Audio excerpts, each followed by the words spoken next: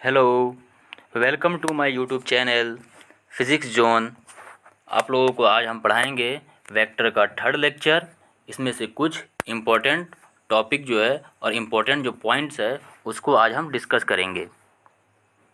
कुछ important points क्या है, सबसे पहले हम देखते हैं कि एक वेक्टर है जो एक वेक्टर को हम लोग 2 पाई से अगर हम लोग रोटेट कर देते हैं, कोई भी वेक्टर है इसको अगर हम उठाकर 360 डिग्री एंगल पे हम अगर रोटेट कर दें, रोटेट करने के बाद क्या होता है कि उस वेक्टर का जो मैग्नीट्यूड होता है और डायरेक्शन होता है सेम रहता है, इसलिए वेक्टर जो है वो चेंज नहीं होता है। यहाँ लिखा हुआ है A vector is rotated by multiple of 2 pi, means 2 pi के मल्टीपल में, 360 के मल्टीपल में, या 360 का मल्टीपल कहने का मतलब ये हो जाएगा 360 1 भी हो सकता है, यहाँ पे 360 इंटू 2 हो जाएगा, तो 360 इंटू 2 इक्वल टू क्या हो जाएगा 720 हो जाएगा। मीन्स अगर यहाँ पे 360 के मल्टीपल में अगर हम उसके वेक्टर को रोटेट करेंगे तो वेक्टर में कोई चेंजिंग नहीं होगा, बट 360 के अलावा और किसी भी एंगल पे हम अगर रोटेट करते हैं तो वेक्टर में हमारा चेंजिंग हो जाएगा।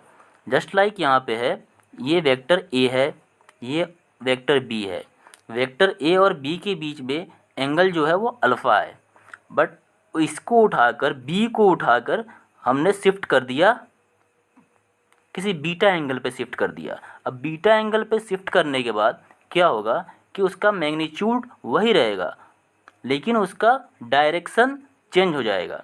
डायरेक्शन उसका अब क्या हो जाएगा, वो ए वेक्टर से बीटा एंगल पे हो जाएगा, और वो पहले कहाँ पे था, ए वेक्टर से वो अल्फ़ा एंगल पे था।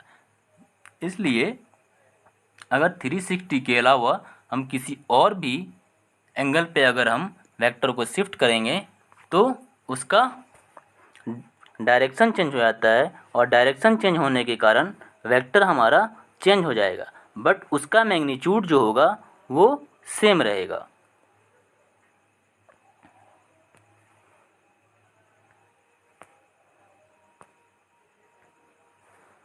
दूसरा पॉइंट देखते हैं हम लोग, a vector can shift parallel to itself.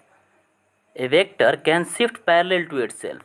एक वेक्टर को हम उसके पैरेलली शिफ्ट कर सकते हैं, कहीं पे भी शिफ्ट कर सकते हैं वेक्टर को। उसके अगर पैरेलल अगर वेक्टर को शिफ्ट कर रहे हैं तो वेक्टर का मैग्नीट्यूड और वेक्टर का डायरेक्शन दोनों ही सेम रहता है, इसलिए ना उसका मैग्नीट्यूड बदला और ना ही डायरेक्शन बदला, तो वेक्टर भी सेम रहा।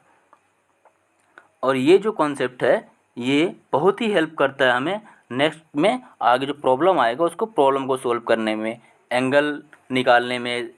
जब ट्रायंगल लॉ पढ़ेंगे तो ट्रायंगल लॉ को मतलब के समझने में इसका काफ़ी हेल्प होता है। इसलिए इस कॉन्सेप्ट को याद रखना है कि a vector can shift parallel to itself. इसका आगे यूज करेंगे हम, वहाँ पे भी इस कॉन्सेप्ट को समझाएंगे हम। नेक्स्ट है हमारा, if frame of reference is translated और rotated the vector does not change दो इट्स कंपोनेंट में चेंज। इसे थोड़ा आप लोग अच्छे से समझिएगा। देखिए यहाँ पे हम समझा रहे हैं, अगर यहाँ पे x और y कोई प्लेन है, उसमें a वेक्टर है। अब a वेक्टर है यहाँ पे बना लेते हैं हम x और y प्लेन। अब इस जो ये प्लेन है एक्स वाई प्लेन, अब उसे क्या करेंगे हम लोग, रोटेट कर देते हैं। तो अगर रोटेट करने के बाद ये एक्स डैश आ गया और यहाँ पे ये रोटेट करने के बाद वाई डैश आ गया, तो ये फ्रेम ऑफ रेफरेंस चेंज हो गया, बट वेक्टर तो हमारा वही रहा, वेक्टर तो हमारा जहाँ का था वहीं पे रहा। और इसका क्या हुआ कि फ्रेम ऑफ रेफरेंस चेंज हो गया। जो ए वेक्टर था उसका मैग्नीट्यूड भी वही रहा और उसका डायरेक्शन भी वही रहा। बदल क्या जाता है इसमें सिर्फ बदलता है उसका कंपोनेंट चेंज हो जाता है।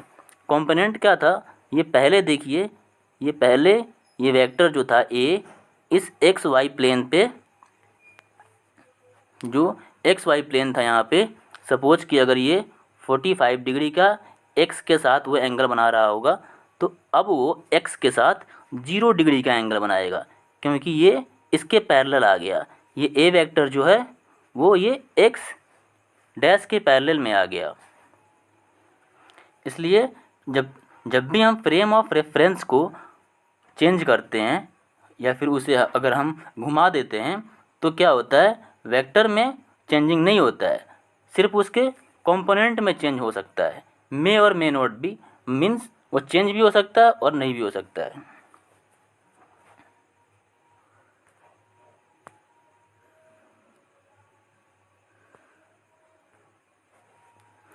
अब हम सीखते हैं एंगल बिटवीन टू वेक्टर्स। दो वेक्टर के बीच में एंगल को कैसे निकालेंगे, ये हम सीखते हैं।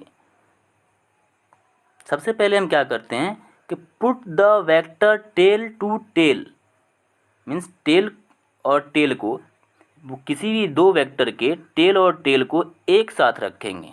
अब जैसे भी रखें, या फिर उसे शिफ्ट करके रखें, या फिर वो पहले से ही अगर वो टेल से टेल है तब तो हमें वहाँ पे आसानी होगा निकालने में।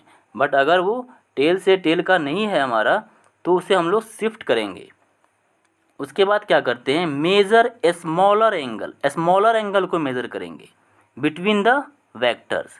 सपोज कि अगर एक ये वेक्टर है और दूसरा ये वेक्टर है, इसके बीच में अगर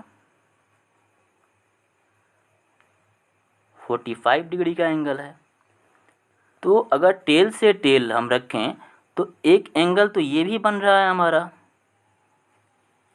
जो एंगल कितना हो जाएगा, 360 में से 45 को माइनस कर लेंगे तो कितना हो गया, 360 माइनस 45,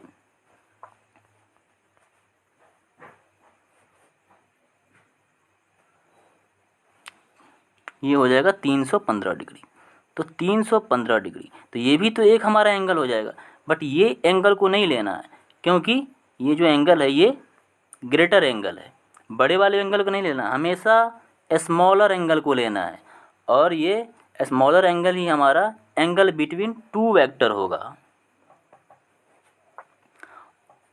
और ये जो हमारा यहाँ पे थीटा निकलेगा, एंगल निकलेगा दो वेक्टर के बीच का, वो 0 के बराबर हो सकता है और 0 से बड़ा भी हो सकता है, और 180 से छोटा या उसके बराबर होगा।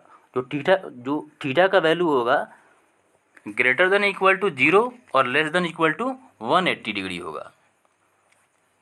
यहाँ पे एग्जाम्पल है वेक्टर ए और वेक्टर बी को यहाँ पे टेल से टेल को मिलाया हुआ है और इसके बीच का एंगल थीटा है। अब एग्जाम्पल के थ्रू हम समझते हैं। सपोज कि यहाँ पे एक एग्जाम्पल हमारा फर्स्ट, यहाँ पे एक वेक्टर ए है और दूसरा बी वेक्टर है, इसके बीच में 130 डिग्री का एंगल यहाँ पे बन रहा है। तो 130 डिग्री का एंगल बन रहा है, बट हमने क्या भी समझाया है कि उसके टेल से जब टेल को मिलाएंगे तभी हमारा वो एंगल काउंट होगा। अभी हमारा एंगल जो है वो दो वेक्टर के बीच का नहीं है। तो इसके लिए हम क्या करेंगे, तो हमने अभी सीखा था कि शिफ्ट करने पे, अगर उसको शिफ्ट कर रहे हैं उसके पैरेलली में, अगर हम शिफ्ट कर रहे हैं, पैरेलली शिफ्ट कर रहे हैं तो वेक्टर चेंज नहीं होता है। तो हमने क्या किया, ये हमारा पहले वाला वेक्टर था, ये हमारा पहले वाला वेक्टर था। अब इसी वेक्टर को हम आगे की तरफ शिफ्ट कर देंगे उसके पैरेलल शिफ्ट करने का मतलब क्या होता है, 0 डिग्री पे हम उसे मतलब आगे की तरफ शिफ्ट कर दिए, तो आगे की उसके तरफ उसको शिफ्ट करेंगे तो अब हमारा क्या हो जाएगा, ये भी टेल और ये भी टेल हो जाएगा। तो टेल से टेल यहाँ पे क्या हो गया हमारा, यहाँ मिल गया। तो पहले 130 था तो 130 तो 1, और ये पूरा हमारा 180 होगा, ये पूरा कितना होगा 180 होगा। तो 180 से हम 130 को माइनस करेंगे तो 50 डिग्री हमारा एंगल यहाँ पे बनेगा ए और बी के बीच में।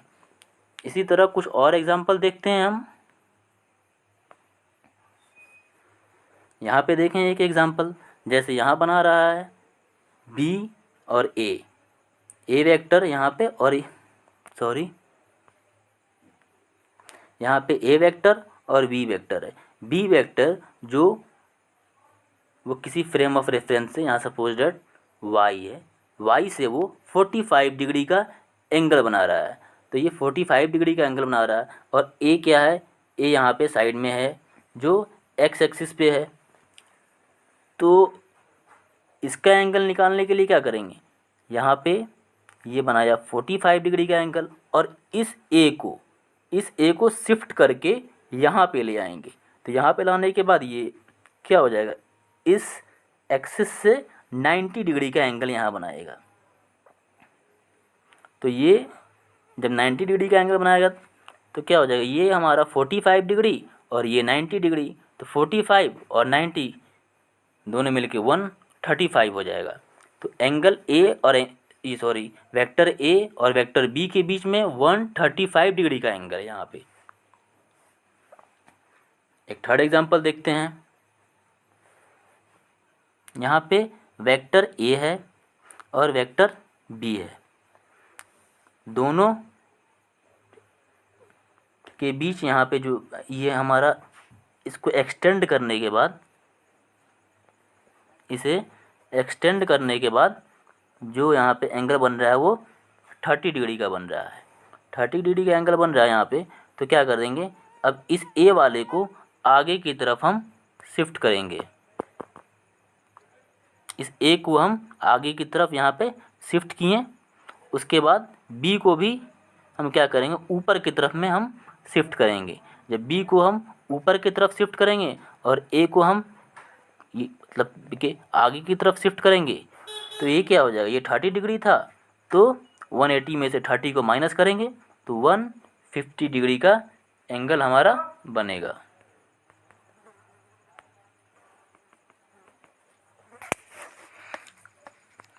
आई होप आप लोगों की वीडियो समझ में आई होगी, और अगर अच्छी लगी है तो लाइक करें, सब्सक्राइब करें और बेल आइकन को प्रेस करें ताकि हमें और अच्छे वीडियो बनाने का